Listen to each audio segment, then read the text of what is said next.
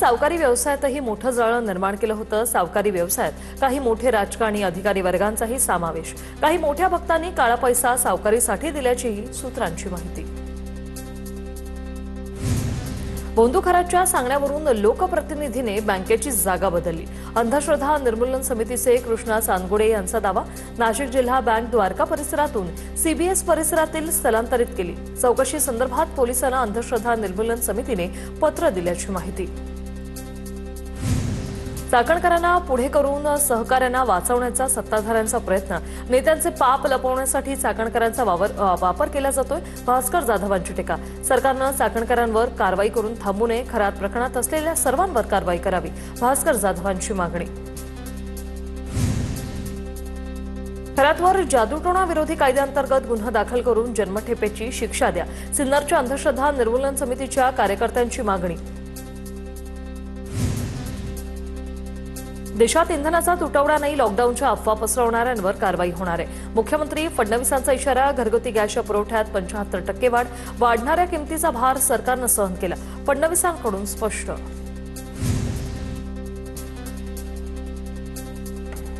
मुख्यमंत्री प्रत्येक गोष्टीत खोटं बोलतात। सर्व सुरळीत सुरू आहे, मग केरोसिन का सुरू केलं, भास्कर जाधव यांचा सवाल। तर 8 ते 10 वर्षापासून बंद असलेलं केरोसिन का वाटतंय, जाधवांची टीका।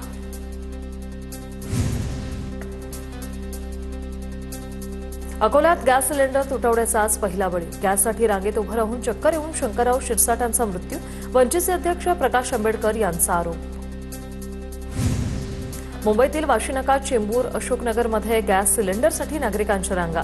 ऑनलाईन बुकिंगमध्ये तांत्रिक अडथळे आणि घरपोच सेवेत दिरंगाई होत असल्याने नागरिक हवालदिल। काही ठिकाणी 10 दिवसांपासून सिलेंडर मिळत नसल्यानं नागरिकांचा संताप। अंबरनाथमध्ये इंधन संपल्याच्या अफवांमुळे पेट्रोल पंपावर वाहनधारकांची गर्दी, तर इंधनाची टंचाई नसल्याचं पंप चालकांकडून स्पष्ट। बुलढाण्यातील रेणुका पेट्रोल पंपावर नियमांचं उल्लंघन करून इंधन विक्री।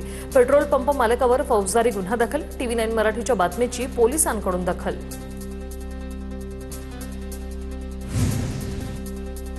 छत्रपती संभाजीनगरमध्ये बंद पडलेल्या उद्योगाला नवसंजीवनी। BPCL कडून 15 पावडर कोटिंग प्लांटला पाईपलाईनद्वारे गॅस पुरवठा।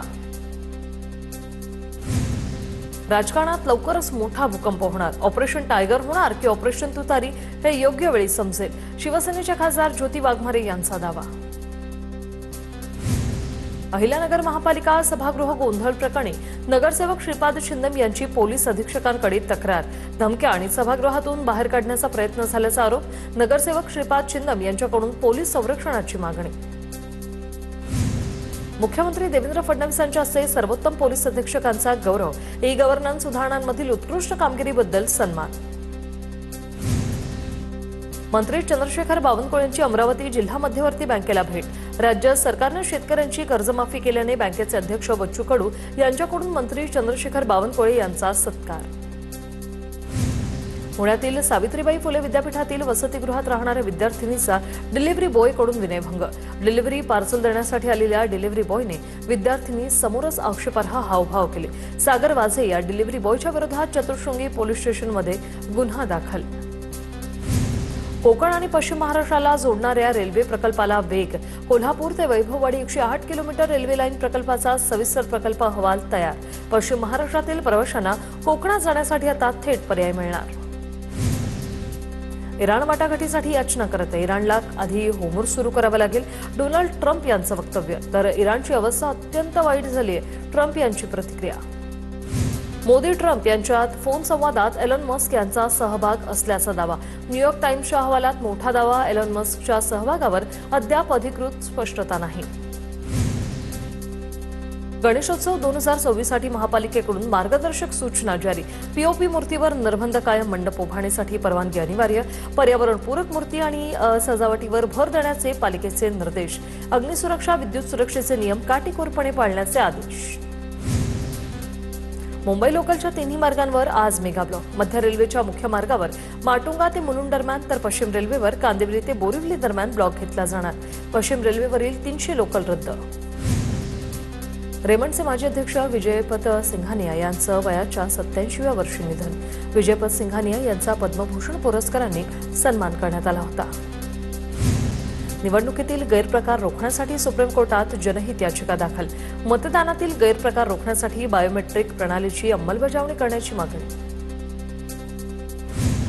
आयपीएलच्या सामन्यापूर्वी आरसीबी आणि सनरायझर्स हैदराबाद संघाकडून चिन्नास्वामी स्टेडियम परिसरात झालेल्या चेंगराचेंगरीतील मृतांना श्रद्धांजली. बंगळुरूच्या चिन्नास्वामी स्टेडियम परिसरात झालेल्या चेंगराचेंगरीत 11 चाहत्यांचा मृत्यू झाला होता. मृतांच्या स्मरणार्थ स्टेडियममध्ये 11 जागा रिकाम्या ठेवण्यात आल्या. आषाढीच्या नियोजनासाठी वारकरी महाराज मंडळी आणि आळंदी संस्थांमध्ये पंढरपुरात बैठक संपन्न. 8 जुलै रोजी संत ज्ञानेश्वर महाराजांच्या पादुकांचं प्रस्थान होणार, तर 24 जुलै रोजी पालखीचे पंढरपुरात आगमन होऊन 25 जुलैला आषाढी एकादशीचा सोहळा पार पडणार. अहिल्यानगरच्या पाथर्डी तालुक्यातील मिडसावंगी गावात नारळी सप्ताहाचा उत्साह. या सप्ताहाला गावातील सर्व धर्मियांचा मोठ्या संख्येने सहभाग. सोलापुरात महिला महाराष्ट्र केसरी स्पर्धेला सुरुवात. 4थ्या महिला महाराष्ट्र केसरी कुस्ती स्पर्धेला राज्यातून 350 कुस्तीपटू दाखल. विजेत्यास 4चाकी गाडी तर उपविजेत्यास बुलेट गाडी बक्षीस मिळणार. छत्रपती संभाजीनगरच्या फुलंब्रीतील तीर्थक्षेत्र बोरगाव येथे अखंड हरिनाम सप्ताहाची महाप्रसादाने सांगता. यात्रेला तब्बल 20,000 भाविकांची गर्दी. सोलापूरच्या करमाळ्यात मातीचे माठ बाजारपेठेत दाखल व्हायला सुरुवात झालेले. 100 ते 400 रुपयांपर्यंत माठाचे दर. ग्रामीणसह शहरी भागातही माठांना मोठी मागणी. रत्नागिरीत बदलत्या वातावरणाचा हापूस आंब्यावर परिणाम. हवामान बदलामुळे हापूसच्या फळांची गळती, किडीचाही प्रादुर्भाव वाढल्याने शेतकऱ्यावर तोडणीच्या काळात फवारणी करण्याची वेळ.